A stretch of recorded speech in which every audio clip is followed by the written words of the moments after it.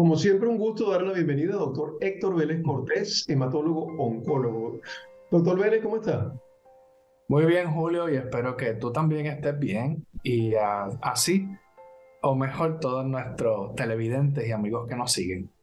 Así es, doctor, y en tiempos que tenemos que cuidarnos, ha habido un poquito de repunte, ¿no? Del COVID-19. Parece que va a ser dos estaciones. En este periodo de verano y también en diciembre se van a ver como picos, así que hay que estar Nos da preparados. muchísima atención, ¿verdad? Porque reciente estamos, bueno, aliviándonos de todas las restricciones y la mascarilla y todo, pero parece que no podemos descuidarnos de todo, del todo. Así es, parece que va a ser algo estacional, así que ya veremos. Ahora, doctor, sabe que cuando hago en la presentación que digo hematólogo-oncólogo, pensé que bueno que le demos también un espacio en nuestro segmento, en su segmento, para hablar de hematología, de lo que pasa con la sangre. Y lo primero que me viene a la mente es que con mucha frecuencia nosotros pensamos, por ejemplo, es más frecuente pensar en, me aumentaron los glóbulos blancos, a lo mejor tengo una infección, la gente lo asocia, ya sabe que el aumento de glóbulos blancos podría estar relacionado con infecciones, etcétera. Pero, ¿qué pasa cuando es lo contrario? ¿Qué pasa cuando empiezan a aparecer cifras bajas? Puede ser de glóbulos blancos, puede ser de glóbulos rojos. Eso también puede ser un problema, un indicador de un problema hematológico, ¿cierto? Sí, sí, ciertamente. La poca producción de las células de la sangre, ¿ah? Y para explicar en resumen un poquito, las células de la sangre hay tres grupos mayores. Están las células blancas, que todo el mundo las conoce, las asociamos con la defensa del cuerpo. Son estos soldaditos que andan por ahí protegiéndonos de enfermedades. Esos son los blancos. Los célulos rojos o los glóbulos rojos que cargan el oxígeno para nosotros pues tener ¿verdad? Vitalidad y poder movernos y tener ejercicio y toda esta cosa, porque ellos cargan el oxígeno a los tejidos. Y las plaquetas es la tercera familia, y esta tercera familia se encarga primordialmente de evitar que nos desangremos. Cuando tenemos golpes, tenemos heridas, estas celulitas pequeñas van y parchan estos rotitos o estas heridas para evitar que entonces toda la sangre abandone el cuerpo. Y si hay condiciones específicas, y son muchísimas, de estados específicamente donde una de estas células, dos de estas familias o tres de estas familias están reducidas. Una de estas condiciones que entendemos que es más importante, ¿verdad? Porque es más frecuente y es bastante difícil de tratar, se llama mielodisplasia. Y la mielodisplasia es una enfermedad de poca producción de la médula ósea. Ella se daña genéticamente y lo que se está produciendo en esta fábrica donde debe salir todo perfecto para nosotros estar saludables, esa producción es equivocada y generalmente es porque tiene poquitos de estos números y basado en la que falte, así se manifiesta la enfermedad. Mm. O sea, que se puede ser específicamente de uno de los grupos que usted mencionó. Sí, por ejemplo, si fueran las células blancas las que están bajas exageradamente, pues la persona empieza a enfermarse de infección y le Mm. da infección de garganta y pulmonía, infecciones de orina son las más comunes. También hay muchas personas que le salen ulceritas en la boca, tienen fiebre constantemente, se sienten bastante mal. Si por ejemplo fueran las células rojas, estas personas necesitan transfundirse, ¿no? Hay un límite de la capacidad física que tenemos cuando tenemos las hemoglobinas bajas. Y usualmente una persona que tiene menos de 7 de hemoglobina se siente bastante mal. Su vida está con una calidad un poquito más baja. Lo mismo puede pasar con las plaquetas. Y cuando las plaquetas están en números bajos, menos de 15 o de 10.000, estas personas tienen problemas porque sangran, liquean por las encías, puede ser la nariz, a veces un cortecito nada más, pues crea una hemorragia bastante grande. Y son bastante complicadas estas enfermedades, ¿sabes? Los pacientes sufren un poquito. Doctor, y es que cuando usted mencionó los tres grupos, me imaginé que podía ocurrir en las tres a la vez, pero es básicamente en uno de los grupos, ¿no? No, no, Algo, sí, déjame corregir, porque entonces puede ocurrir o en uno, o en dos, o en los o tres. en tres, Sí, exacto. la naturaleza de la mielodisplasia es que la fábrica está haciendo un trabajo pésimo, pero puede ser en cualquiera de las 3 líneas celulares que explicamos anteriormente, o en las 3. Y cuando es en las 3, pues ahí tenemos problemas un poco más serios, porque estas personas dependen de transfusiones, antibióticos, y tienen muchas visitas al hospital, lamentablemente. Doctor, usted habló de una alteración genética. ¿Eso podría hacernos pensar que puede ser una condición que se hereda, que se transmite? Pues en este caso, no.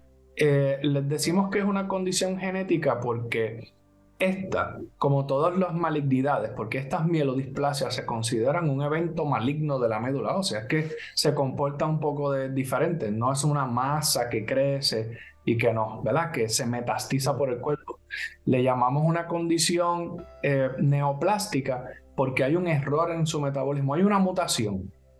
Y esta célula mutada que actúa aberrantemente y no produce el trabajo que se supone que le toque hacer, esa célula se multiplica muchas veces y entonces pues imagínense que tenemos, en vez de tener un patio recogido con una gramita verde bien podadita, tenemos un crecimiento anormal de plantas que son, vamos a decir, malas hierbas. Y que entonces, pues, este crecimiento grande de malas hierbas o plantas que no queremos tener opaca el trabajo que puede hacer una hierbita bien recogida y de lo bonito que se pudiese ver. O sea, este desorden de producción celular es lo que da paso a la enfermedad de la mielodisplasia. Doctor, ¿esto se manifiesta desde principios de la vida en los niños pequeños? Muy pocas veces. Esto es una enfermedad generalmente de personas mayores de 65 años. Muchas veces. ¿Sí? En 20 años yo puedo haber tenido tal vez 1 o 2 pacientes que he visto con mielodisplasia en sus 20. La mayoría de las personas son personas mayores. Y eso pues bueno, lo hace un poquito difícil porque si quisiéramos, vamos a decir que esta enfermedad de mielodisplasia pues no tiene una cura comúnmente. Usamos medicamentos para ayudarlos a mantener los números adecuados de células que puedan estar bien. Pero si los medicamentos dejan de funcionar, porque esto es una enfermedad evolutiva, ¿no? Ella sigue manifestándose diferente, evolucionando a través del tiempo y se puede hacer algo cada vez peor. Pues necesitan un trasplante de médula ósea, porque es en este momento la única forma que tenemos posible para curar a estos pacientes. Pero los trasplantes de médula ósea deben ser de donantes y estos trasplantes de médula ósea de donantes son bastante peligrosos para personas mayores de 65 años.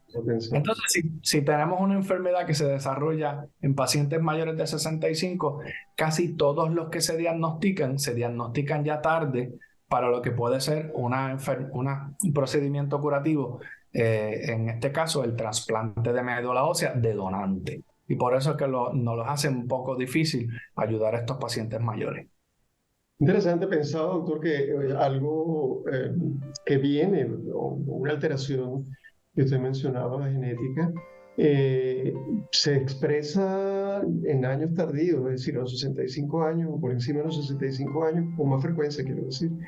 Sí. Me preguntaba si quizás hubiese, o podríamos plantearnos un detonante que puede favorecer esta expresión o esta alteración, o tal vez no se conoce o no se sabe. Sí, no se sabe exactamente por qué razón le da mielodisplasia al paciente que le da mielodisplasia, por supuesto, pero sí sabemos que debe haber un daño genético, ¿verdad? Esa mutación genética, ese error de metabolismo que convierte un proceso ordenado en un proceso desordenado, que es la base de todo cáncer. Ese proceso puede estar causado, y sabemos que sucede, por exposición, por ejemplo, a radioterapia o exposición a quimioterapia. Entonces, una complicación tardía de un tratamiento agresivo para un cáncer podría ser desarrollar mielodisplasia cuando uno es mayor.